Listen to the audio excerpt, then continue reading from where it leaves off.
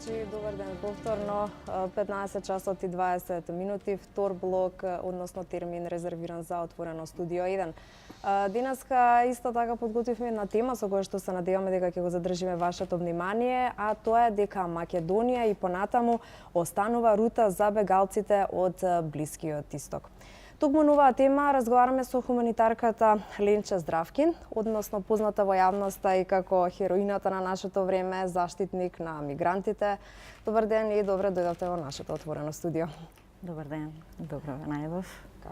Би сакала да упатам честитки еве за вашиот јубилеј.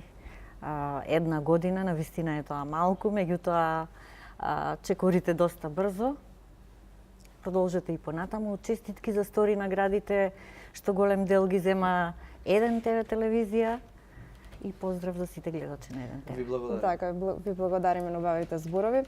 А сега ние да се навратиме на темата. Еве, во 2015 година, ако не се лажам, беше прогласена и кризна состојба во Македонија. Вие тогаш за прв пат ги отворивте вратите за мигрантите. Така, 2015 година веќе беше прогласена кризната состојба, тоа веќе во јуни месец 2015 година беше имплементиран законот за бегалци, каде што бегалците можеа да се задржат 72 часа на територијата на Македонија и да го продолжат своето патување. Меѓутоа, пред да се прогласи таа кризна состојба на двете граници, на јужната и на северната, кризата беше многу поодамна. Кризата беше веќе од 2013 година, меѓутоа тогаш многу малку се зборуваше, многу малку слушавме по медиумите, многу малку се известуваше, се додека не почнуваа да се случуваат оние немили настани каде што бегалците гинеа по патиштата, умираа, ги газеше возот, но сето тоа веќе во 2015 година јавноста го дозна, го виде и Македонија веќе се мобилизираше на големо. А кои беа првите причини или идејата од каде се роди за вие да почнете да им помагате на овие луѓе кои што навистина им беше потребна помош? Па нашата куќа се наоѓа на самата пруга. Пругата поминува покрај нашата куќа во Велес, тоа е во центарот на Велес и неминовно беше контактот мој со бегалците беше неминовен, бидејќи јас буквално ги гледав и од дневната соба. Така да, гледајќи ги нивните страдања, нивните проблеми кои ги носеа со себе и кои ги имаа за време на патувањето, сватив дека мора одма да им се помогне. Со какви предизвици се соочуваа мигрантите со оглед на тоа што вие буквално сте имале очи во очи средба со многумина од нив? Така, нивните патувања беа многу тешки. Јас често разговарав, не често, него постојано разговарав со нив, тие само што ќе пристигнаа во Велес.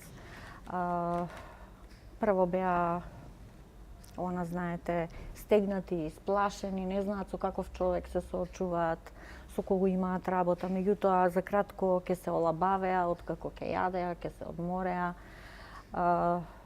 Нивните патувања беа многу тешки. Знаеа да ми објаснат како поминале во Турција, како поминале во Грција, па дури и во Македонија не поминува на почетокот многу добро. Баш добро. Да, пречекувани беа од криминални банди, од ситни криминалци, беа плячкани, им се продаваше за многу високи цени, една векна леп и две паштети. Подоцна имаше и велосипеди. Да, подоцна дојдоа и велосипедите, и ред други работи, со автомобили, со мотори дури ги пренесуваа. Дури не ги пренесуваа до Куманово, до Табановце, како што им ветуваа, туку до Неготино или така е. Откако до Велес. Ки им беа парите земени на Градско или на Неготино, тие пешки го продолжуваа патувањето. И зачудувачки е што многу од моето обкружување, од луѓето ќе кажат дека ма што им помагаш, тие имаат многу пари. Тие носат со себе многу пари. Да, но кога ќе ви раскажат дека во секоја земја поминале по едно вакво патешествие и секаде морале да платат и да Ги надплатат, потрошиле парите. тие се веќе ограбени, парите им се потрошени, така да оставени се на работ на бездната, дали Милост и ќе преживеат, немилост. дали ќе Назад не може да се назад во никој случај не можат да се вратат. Добро, еве, која приказна ви оставила најмногу впечаток, некоја лична, која што ви ја раскажувале бегалците, односно мигрантите? Значи, ова ми е, верувајте ми, едно од најтешките прашања. Верувам дека има многу. Да, затоа што секојдневно приказните се посебни, секогаш се скоро тажни. Јас постојано, еве, искрено ќе ви кажам, ги преживувам и живеам со нивните лоши приказни, секојдневно различни приказни, бидејќи тука имаме бегалци со различни старосни групи, имаме фамилии со мали деца, имаме инвалиди, имаме бремени жени, така да секој со своите проблеми, проблемите кои ги носат од својата земја и проблемите кои ги затекнуваат По патот навака. попатно, да. Еве, вие споминавте дека претежно повеќе има тажни, болни приказни. Но дали може би сепак еве имало и среќни моменти или некои случаи, односно позитивни приказни кои што ви раскажале? Така, тие иако се доста истравматизирани, носат голем терет на нивните себе, плеки со себе. Меѓутоа, сепак во нив постои духот, постои желбата за Да продолжат да понатаму. продолжат понатаму, постои желбата за живот. Вие не знаете колку е радоста кога семејството со бремена жена патува, па попатно веќе ќе се случи да се роди бебе, колку е тоа радост за таткото, за мајката. Така да имаше доста случаеви каде што бебињата родени во Македонија веќе добија и македонски имиња или име по докторот и така натаму.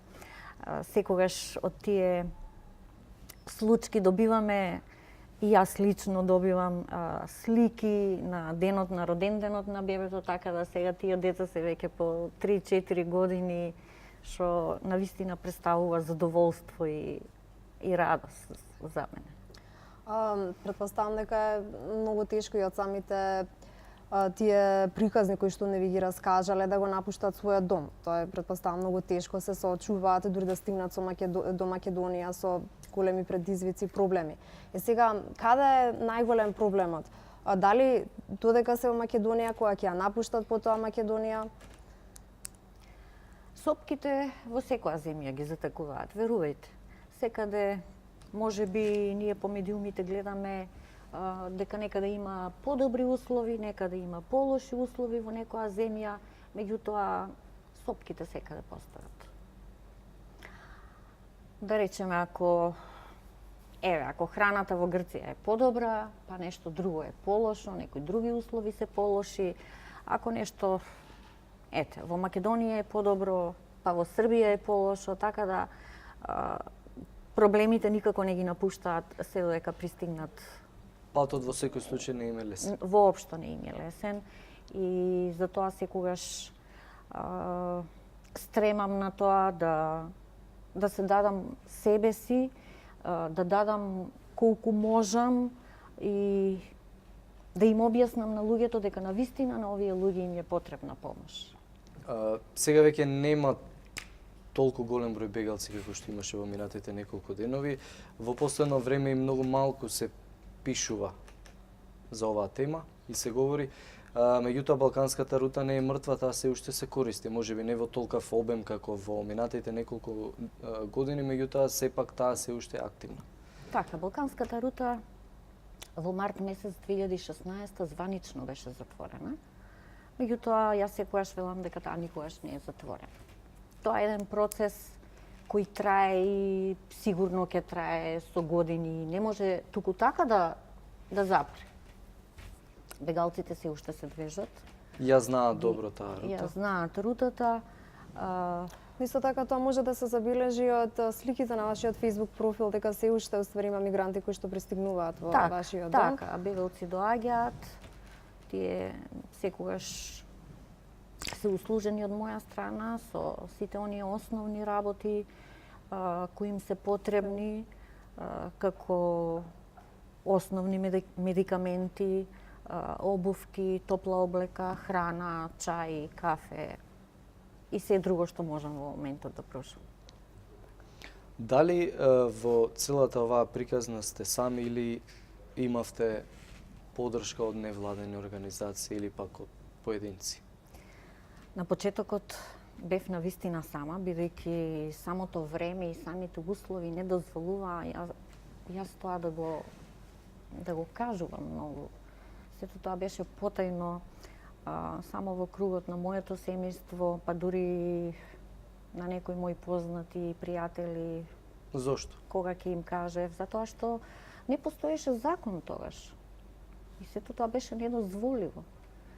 Меѓутоа, кога ќе се соочите со еден човек на железничката пруга кој е онесвестен или една жена која се пораѓа, законот ви вели дека вие не смеете да ја помогнете. Но кога сето тоа го гледате пред вашите очи, заборавате на се и приоѓате што можете да сторите со вашите две раци и ништо друго. Каков е првиот впечаток кој што еве го имате и вие, но и од другата страна мигрантите кога за прв пат ќе се соочите, ќе се погледнете лице в лице? Дали може би они чувствуваат некоја несигурност, дури да ве запознаат и слично? Така, одредени бегалци чувствуваат несигурност, да, во првите моменти. Како вие се обидувате да ги разубедите да се опуштат? Да, меѓутоа ќе им објаснам дека ете пријателски сум настроена, дека немам лоши намери, дека сето тоа трае многу кратко. Кога ќе ја погледнат масата во дворот, каде да седнат, кога ќе извадам вода или чај, одма се менува нивното мислење и дури одма сакаат да кажат дека на некои 10 или 20 километри веќе биле нападнати, веќе им се случило нешто, веќе им се одземени парите. Меѓутоа, голем дел, не голем дел, него скоро сите не сакаат ете да пријават во полиција, не сакаат за да не си навлечат повеќе други проблеми за да може да го продолжат своето патување. Меѓутоа тоа трае 1-2 минути, веќе се олабавени, почнуваме со комуникација, да, со сервисирање на се што е потребно и така, мал одмор, да се одморат, што се вели да соберат душа и да го продолжат своето патување.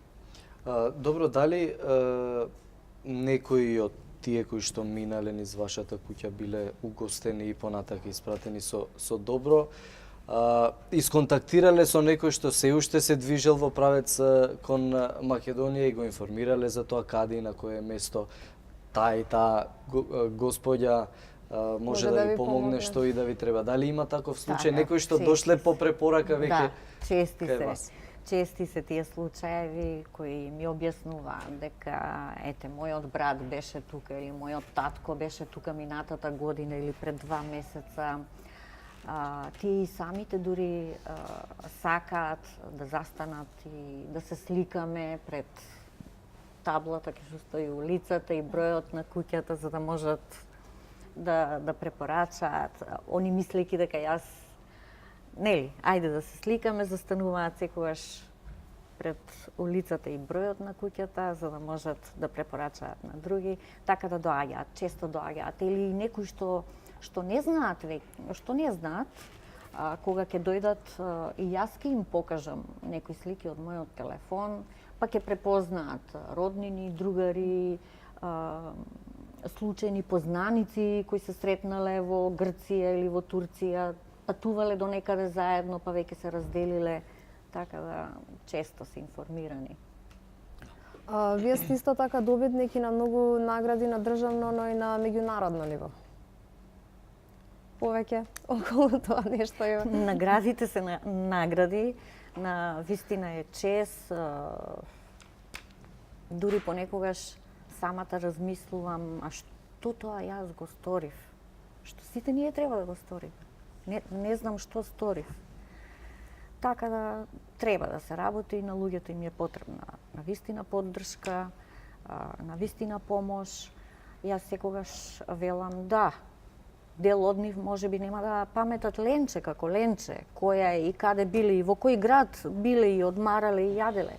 Меѓутоа, можеби ќе речат да, во Македонија, како што они често знаат да кажат. Македонија good people. За мене тоа представува навистина Чест и задоволство. чест и задоволство што ете, ние како народ, како граѓани, како организации, како институции сме ја представиле Македонија како Во најдобро светло, во најдобро како што светло треба. како една хумана земја. Апсолутно. Еве на крајот на овој разговор кажете ни на кратко само дали имате комуникација со некој веќе што минал низ вашата куќа и што успеал да си ја најде судбината некаде во европските земји. Так. Со многу. Навистина со многу комуницирам. Има одредени бегалци кои секогаш знаат да кажат да, после неколку години повторно ќе се вратиме во декајтеве кога ќе добиеме документи или кога ќе добиеме азил. Ме информираат како почнале веќе со школување, како се сместени, како веќе напредуваат, го учат јазикот, не дека им е лесно и таму, меѓутоа сепак Е подобро таму каде што претходно подобро биле. од таму каде што претходно биле. Господе Здравкин, ви благодариме за гостувањето и се надеваме дека овој ваш пример ќе почнат да го следат многу други жители, односно македонски државјани. Благодариме уште еднаш. Ви благодарам и вас. Се гледаме во некоја наредна прилика. Благодарам. Апсолутно. А ние, почитувани гледачи, тука правиме кратка пауза. По таа кратка пауза во отворено студио 1 влегува колегата од спортската редакција Слагјан Ивковиќ, ќе разговара со Гордана Николовски од Сојузот на спортове на град Скопје. Останете со програмата на 1 ТВ.